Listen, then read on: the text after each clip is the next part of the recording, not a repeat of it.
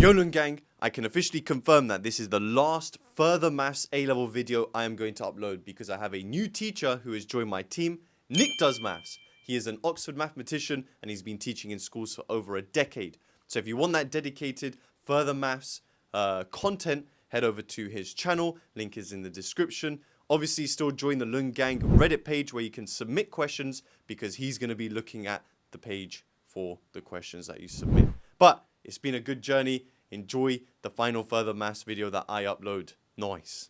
Big up sensitive property 28 on the Lung Gang Reddit for this question. They said this is a bizarre proof by induction question. So it says for further maths, prove by induction that for all n being a positive integer, this is university notation, but you know, I can't be bothered to write down all the that just means for all when you guys go off to do maths degrees. So prove that for all n being positive integers, this sum is equal to this. All right, so let's go about our standard procedure. Obviously, the main part of the question that when students ask me induction is about the inductive step. It's not about the n is 1, the basis step, and all that good stuff. So the first step, let's just go about the exact proof though. So the basis step, we're going to prove true for n equals 1. All right, you can see, actually no, ignore what I just said. We're proving positive integers. So let's look at the left side. When n is 1 of log, so we're summing this log 2r minus 1. Now let's just make sure we understand what this kind of notation means. This means we're summing this sequence, okay? This is the sequence definition, yeah? For r is starting from the first term, r is 1, all the way up to whatever. Now here, we're starting from the first term up until the first term. So this is literally the definition for the first term. So we're just subbing in 1 into here, okay? So the first term is log of 2 times 1 minus 1. So we get log of 2 times 1 minus 1, which is log of 1, which is 0, okay? Now we have to sub that into the right side. So we get log of 2 times 1 factorial over 2 to the power of 1 times 1 factorial, which is log of 2 factorial is 2 over 2 to the power of 1, which is 2, times 1. We get log of 1 again, which is 0.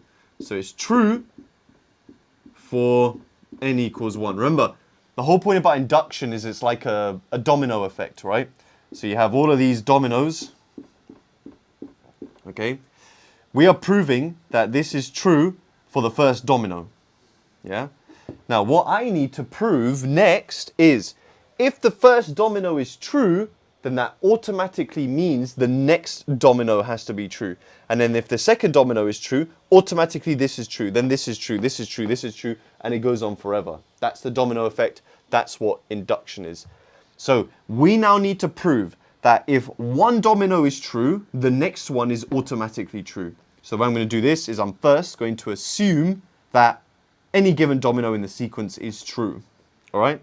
So that's the assumption. So the second step is we're going to assume true for n equals k.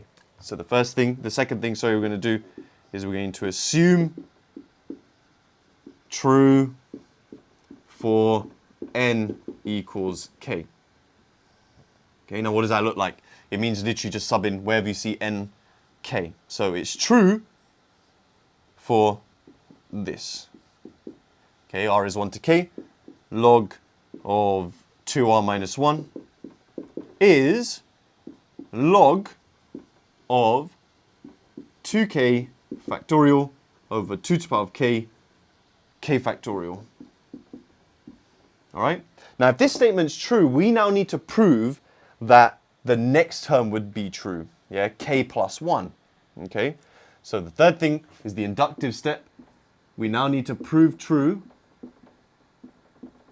for n equals k plus 1. And then the domino effect works. Okay? Now for that, we're literally going to start off with this and we're going to manipulate it so it looks like this. but with n being k plus 1. So we now need to prove that by subbing in k plus 1 into here for n, it gives you this result, but with k plus 1 subbed in for n. Okay, so let's start with here. So we're going to start with the sum from r equals 1 to k plus 1 of log of 2r minus 1. Okay, there's a couple of things I'm going to do here. The first thing I always recommend to you guys with these kind of proofs is have an end goal. Okay, let's have an end goal. My goal is to literally replace n with k plus 1. So what would that look like? I want log of 2 bracket k plus 1 factorial. Yes, I've just replaced that with k plus 1 within a bracket. Over 2 to the power of k plus 1 times k plus 1 factorial. Okay, write this down somewhere so you know what you're working towards. All right?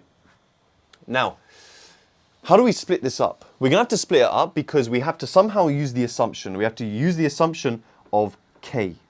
All right? Now, let me give you guys a different example. Let's just say the sum was from r equals 1 to 6. Okay?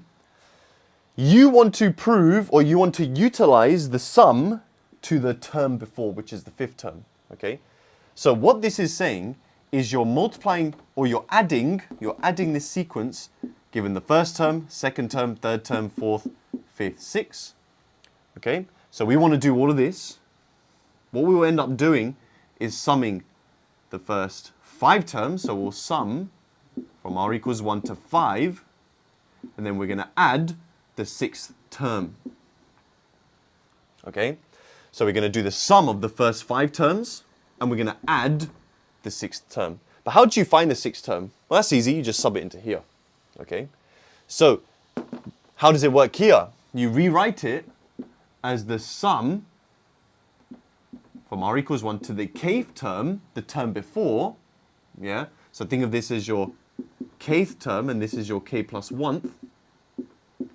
Okay? So we're summing up to k. And then we're going to add the k plus 1th term. So we have this. We're going to add the kth term, which I'm going to write on a separate line. Okay? The k plus 1th, sorry. All right? So, let's get rid of all this. Yeah. We can start doing a lot of substitutions now. This, we have assumed to be true. We can literally replace it. Log. So that is log of 2k factorial over 2 to the power of k times k factorial. Then we're going to add the k plus 1th term. The k plus 1th term is literally this, but we are replacing r with k plus 1. Okay, now this, we're going to have to manipulate it so it looks like this eventually. Now the first thing is that plus means multiplication within the log, because those are the log rules, right? The first thing I'm going to do though is I'm going to just expand this 2k plus 2 minus 1. So this is 2k plus 1. Okay, so when we bring the logs together, we're going to have 2k factorial over 2 to the power of k factorial multiplied by 2k plus 1. Right. What do I notice? I notice that 2k factorial multiplied by 2k plus 1 will merge. Why? I'll give you guys a different example. 2k is just an even number, say 4 factorial. And you're multiplying that by an integer that comes after it, one after it, which is 5. Well, 4 factorial is 1, 2, 3, 4. Times 5 is 1, 2, 3, 4, 5. That's 5 factorial. So when you multiply these together, it just absorbs into 2k plus 1 factorial. Okay? So let's write that. So this becomes log of 2k plus 1 factorial over 2 to the power of k factorial. Obviously, this is a bit annoying because how do we make that look like this? Yeah, I don't have this k plus 1 up there, and I don't have the k minus 1 out there. It's not looking good, mate. But let's think about this numerator. I feel like this numerator looks very close to this one. I mean, it's 2k, but this is plus 2. This is 2k plus 2. I have 2k plus 1. How can I make it 2k plus 2? Well, we can apply the same principle here. I could multiply this by 2k plus 2. But then you're probably wondering, hey, yo, how do I do that? It's going to change the whole thing, mate. Hey, yo, don't worry, man. Don't worry. So I'm literally going to multiply it by 2k plus 2 so that they absorb to make 2k plus 2 factorial. But I have to balance the equation. So I have 2 to the power of k factorial. But then I just need to multiply that by 2k plus 2. Because then I haven't changed anything, right? Now, this is the interesting part, I guess. We just need to expand this bracket, and then things should work out nicely, all right? Okay, so this numerator, this is annoying because it's kind of in the way now. All right, you guys remember what we're trying to do, yeah? I'm leaving that to you guys to just remember what the goal is. We're basically there, though. So, on the numerator, we have log of 2k plus 2 factorial. Now, the denominator is actually quite interesting. If you do expand it, you'll have 2 to the power of k factorial, times 2k, then you'll have a plus in the middle. We don't want a plus in the middle, so I'm actually going to do something slightly different. I want to keep this all as multiplication, and we can do that by factorizing that instead. So, I'm going to show you guys more steps than are needed, but we have this, then I'm going to multiply that by 2, and when you factorize, you're going to be left with k plus 1.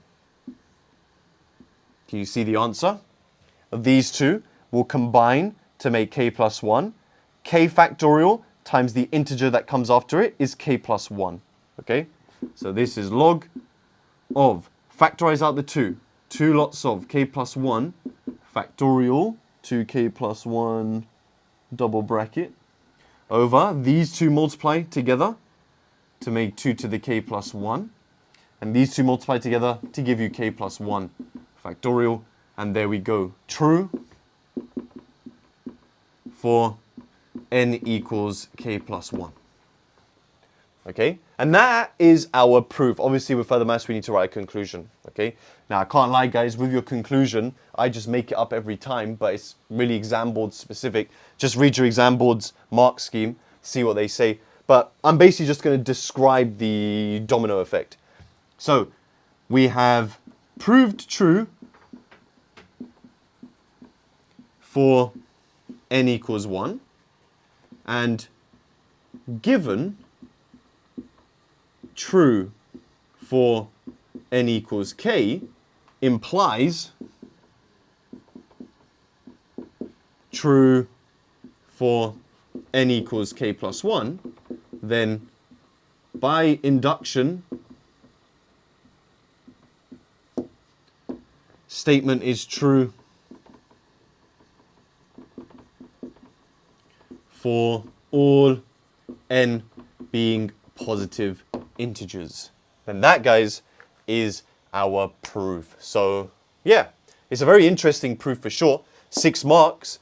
I mean, this would be something that probably would come up towards like the middle, towards the end of the paper, because there's a lot of algebra involved and students might be quite baffed because of this kind of manipulation. But once you understand the manipulation, how factorials work, it's actually not that bad. So as always, guys, like the video if you learned something, and subscribe for more content like this. Head to my Lung Gang Reddit page if you guys are interested in submitting questions and discussing all things maths. And as always, I'll see you guys in the next video. Nice.